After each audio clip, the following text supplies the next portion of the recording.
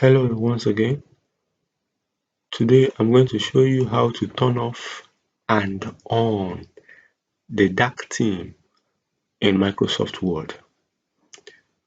To turn off or to turn on the dark theme in Microsoft Word, just click on the File menu, go to Accounts, and under the Office theme, you choose the colorful theme to revert back to the default setting, or you choose the white theme to whiten it up, or if you want to switch back, you click the dark theme, the dark gray theme.